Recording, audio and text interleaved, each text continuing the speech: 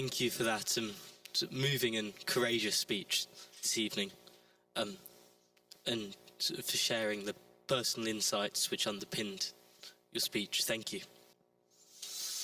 We move on to our final opposition speaker of the evening, and it's Dr. Orzala Nemat. Orzala is an Afghan scholar and an activist who formerly served as director of the Afghan Research and Evaluation, Afghani Research and Evaluation.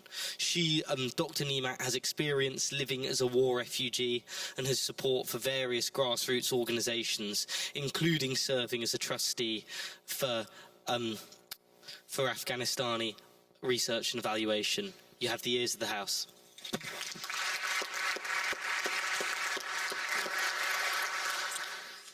Thank you, Mr. President. It's a pleasure and a great honor to be with you tonight. And as the last speaker of the debate, I think my speech probably will sound repetitive, but I'll take the time to go through it very briefly, not making much of the new points, but starting with the fact that I stand today before you to profoundly disagree with the motion asserting that feminism needs the West.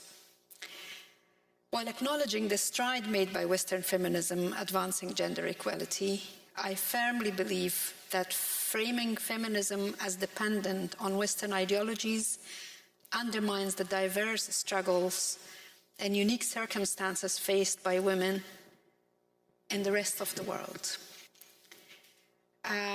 particularly in the rest of the non-Western world. Listening to extremely moving experiences that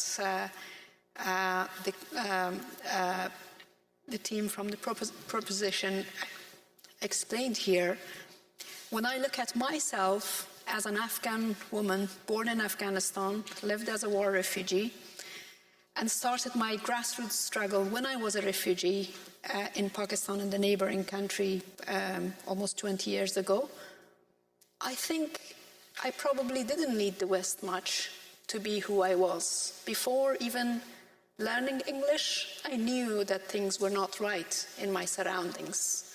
Yes, those forced marriages, honor killings, gender-based discrimination, all these terminologies I didn't know. But as a human being, as a woman, as a girl, at that time, I knew that there were injustices in our surroundings. And I have to bring the point about, my family background as well, because maybe some of you will think, maybe if you were not in the West, maybe your parents were. The farthest my father went to was India. He studied in India. He did his master's there. But none of my family members, immediate, or the ones who influenced me, had put their steps in the West. Yet, there I was, growing up in a refugee camp, in the same place, in the same, coincidentally or ironically, I will say, in the same refugee camp where the Taliban have also were born. And here I stand in front of you as a fighter for women's rights, who spent her entire life struggling for gender equality. And from the same place, you also have people who are now taking their entire 20 years of hostility, I'm talking about the Taliban, and putting it on Afghan women, on the likes of myself, the girls above the age of 10 in some provinces, and above the grade 6 cannot go to school today in my country. And as I said, I listened to all the speakers, so I don't go too much in details, because in terms of history, absolutely reiterating the point that one of the issues with disconnecting Western feminism, feminism with the West, is this way that we teach feminism in our schools, in our educational systems. Why we are not teaching the experiences of the East, of the rest of the world. I believe when we discuss about the issue of feminism needs the West. I think on the contrary, we have to find the ways to sort of like construct this whole notion that feminism and the feminism movement per se is starting from the 70s or the early 70s and so forth. Because it's clear from at least today's conversations on both sides actually that the history goes beyond that.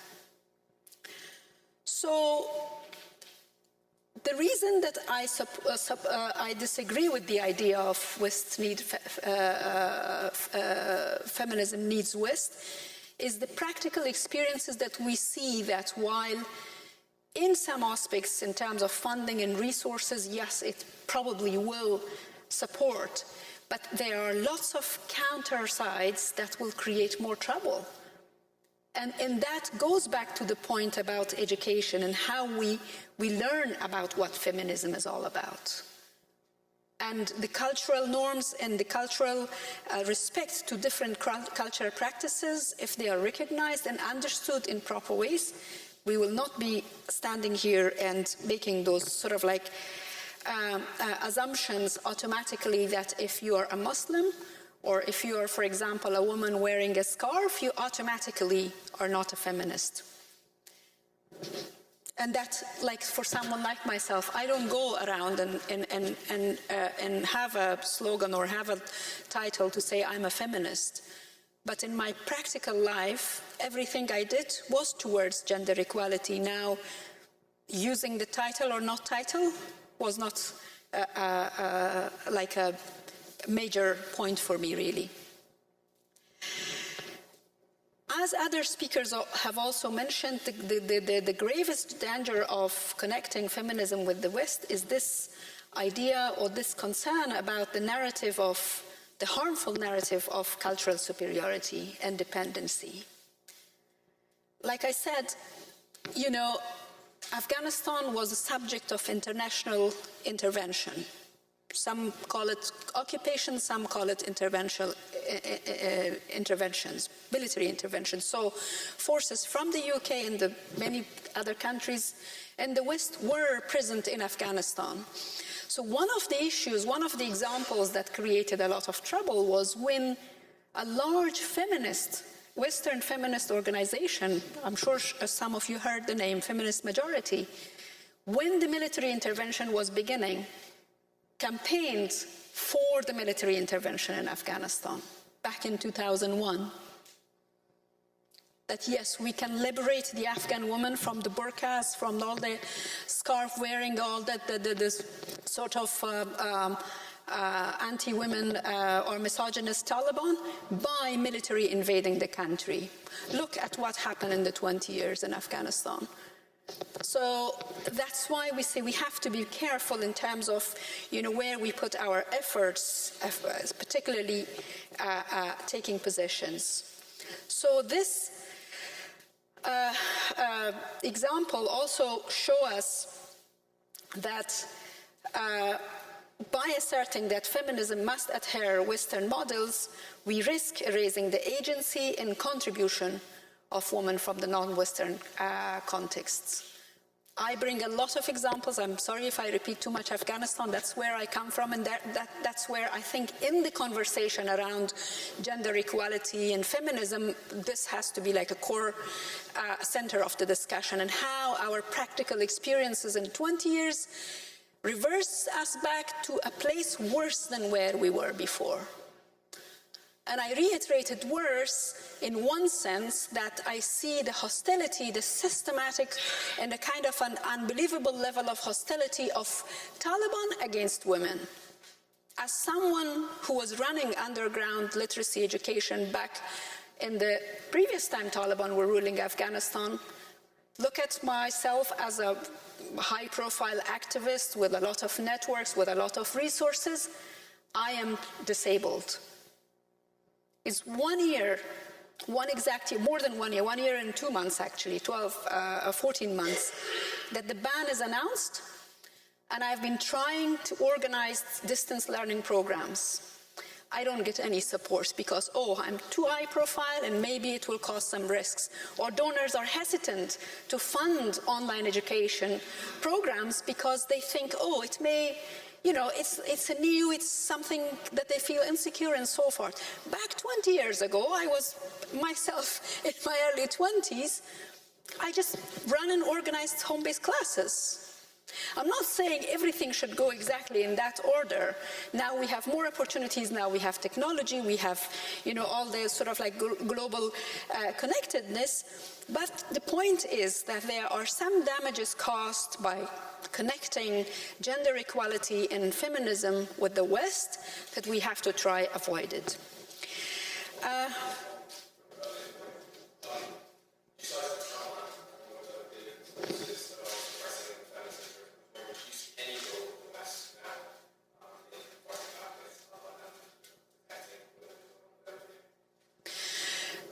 More than talking about any efforts from the West to protect, because it's all rhetorical.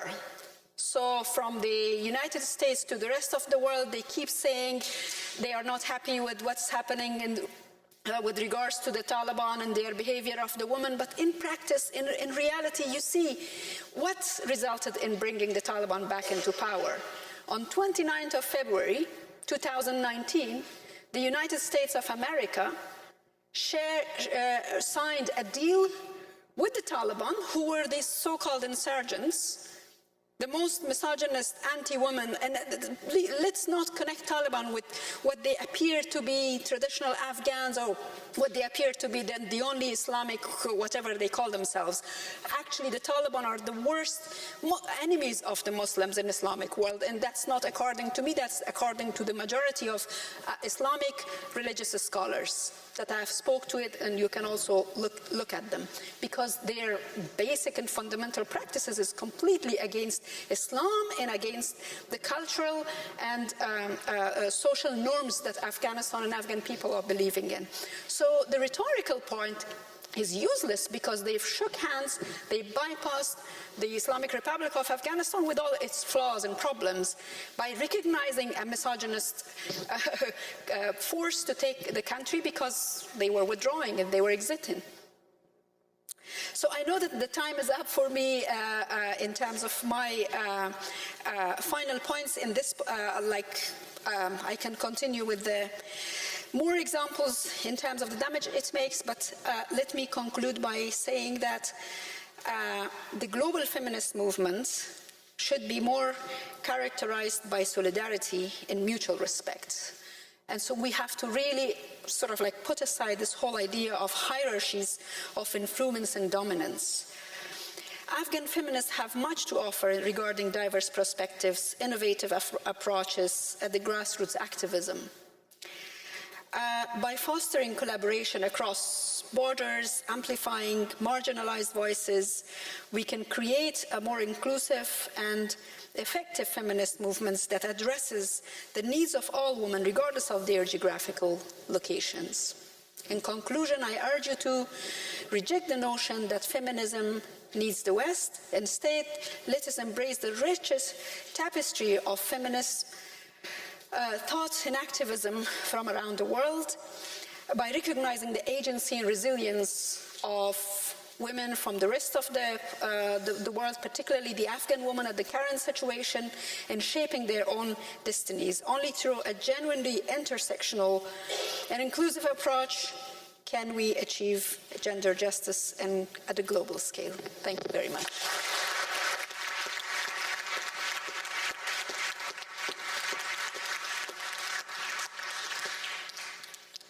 So much for that incisive and informed speech, and it's a privilege to welcome yet another esteemed speaker with expertise and courage. It was a privilege to host you, and thank you so much. Could we please have one last round of applause for all our favourite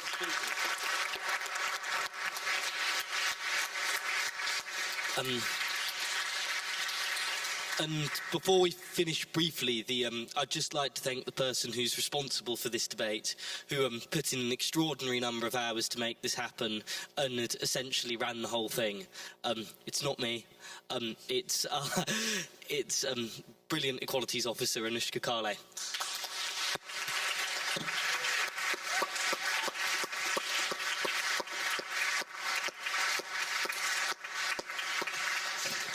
In what sort of is a charged and complex debate, it was fantastic to see such a nuanced and insightful discussion. Thank you so much for everyone coming on a Monday evening to the Union, and we look forward to welcoming you on Thursday to our debate on This House Believes Modern Technology Will Destroy Liberal Democracy. Thank you once again, and just as a reminder, if you abstain, you vote down the middle. The aye doors are there, the no doors are there, and I'll see you all at the bar. Thank you.